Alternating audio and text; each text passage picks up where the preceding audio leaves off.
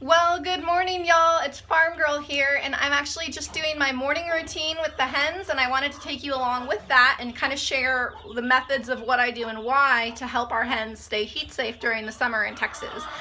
So one of the first things that you want to do is make sure that you've designed your coop properly to have adequate ventilation. Hens, an interesting fact about hens is that they actually have a fixed pleural cavity. The lungs of the hen does not have an associated diaphragm, so they do not really have the space to move their lungs up and down in their pleural cavity. And as a result, when the humidity is above 50%, oftentimes hens can drown just in their own lung space because they can't get adequate respiration and because they don't have enough ventilation in their coop. One of the things that you can do is build your coop properly or purchase a coop that's properly built. A coop should always have adequate ventilation. We have these ventilation holes here. We have windows in our coop, to keep them predator safe. We also have hardware cloth over the lower areas and even areas for cross ventilation. Now, you can always add these elements to a pre-made coop, or just plan in advance to build a coop with good adequate ventilation. Or if you need to add in some fans, you certainly can and should do that if your birds need it. We actually haven't needed to do that in this coop. This is our first summer with this coop and we're pretty pleased with it. But some other things that you can do aside from ventilation is also make sure that you are helping your hens to stay adequately hydrated. So not only making sure that they have access to several different waters all throughout their coop and run, but that you're also adding into those waters electrolyte solution. Especially in the summer, they are working real hard and they are, basically getting dehydrated a lot more easily than they are in the winter. So for me, what I like to do is just make up a batch of electrolyte solution that I add to their waters. Now, you can pick up farm agricultural grade electrolytes at any Tractor Supply or feed store. This is just one of the many types that I have on hand and use. But if you actually have human electrolyte powder that's just leftover or extra, you can use that too. I actually prefer the human grade over the stuff at the feed store. The feed store stuff has color in it. The human grade electrolyte packets don't, or at least many of them don't. So I actually prefer that when I can find it.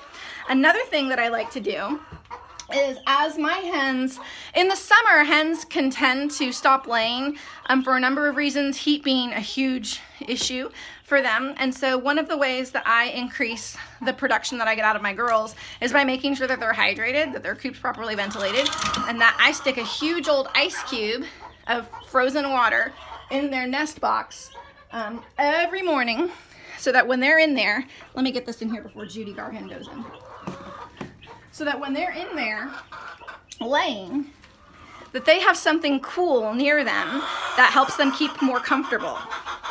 Another thing that I like to do, my goodness, let these girls free range because they're just going to be super loud if I don't. I know, babies. On our coop, you can see that it has an entirely enclosed run, but we do still let them free range. Because really, truly, when you have the space and you can keep them safe, that's the best thing to do for your birds. They get, full access to sunlight. They can eat their natural diet and critters. And of course that just closed. Give me a second. And another thing that I wanted to talk about was making giant ice cubes.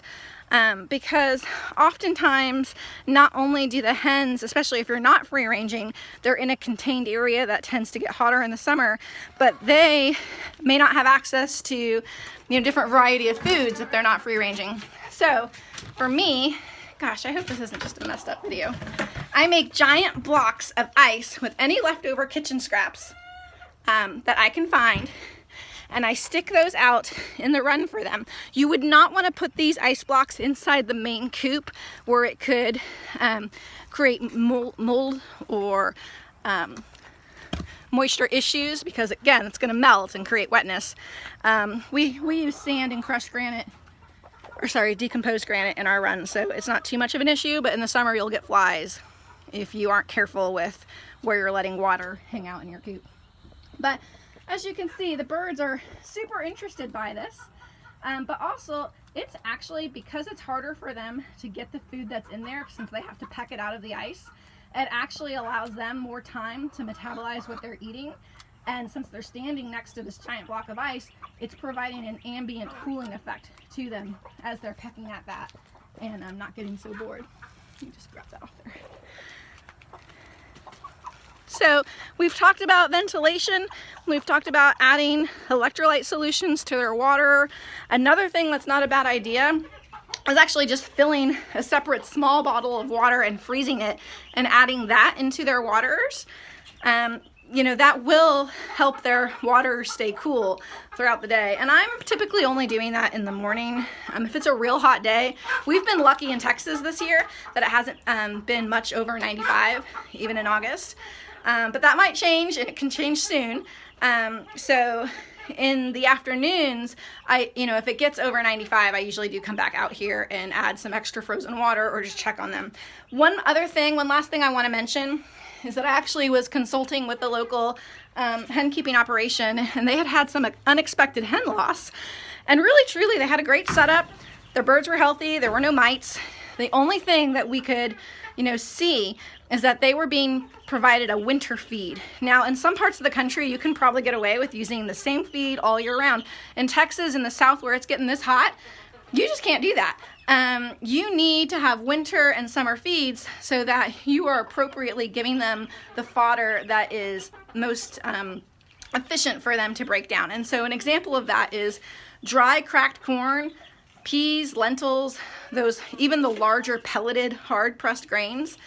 Those are considered a winter feed in Texas, because think about it, the animal is having to work really hard to break those things down. If they're dried, cracked corn or grain based, they are having to, and not like crumbles are fine, but I'm talking about the pellets.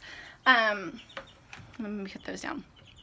The hen is going to have to work incredibly hard to pull water out of her system to rehydrate that while it's in her gut and then to metabolize it. So in the summer, I actually switch to crumbles because it's easier for them to break down, and I make sure that I'm keeping cracked corn, split peas or lentils, anything like that out of it. Those are great things in the winter because of the opposite reason. It's helping them increase their metabolism. They have to work harder at it, fills their bellies and keeps them full. But in the summer, all of your kitchen scraps, if you have leftover cucumbers, if you have anything fresh and green, watermelon are wonderful. You can actually cut them in half, freeze them, and then stick them out. And they just love it. I do go ahead and actually put this in the water so that it encourages them to drink more of the electrolyte laced water, for lack of a better word. This is my sauna every morning, by the way, y'all. Even though it's only like 95, it's still hot in here. But those are the things that I do to kind of help my hens get acclimated to the summer and to tolerate the hotter temperatures. We have not had any heat-related hen deaths. And so I really do attribute that to this practice, and also my girls continue to lay all throughout summer. Now we do get production loss like you will seasonally or in the summer, but we're still getting decent production out of our hens. So anything that you can do to help them stay cool and happy and healthy will really help you have a better production out of them. So that is all that I have for this morning. I hope that it helps. Y'all, I need a shower now, so have a good one.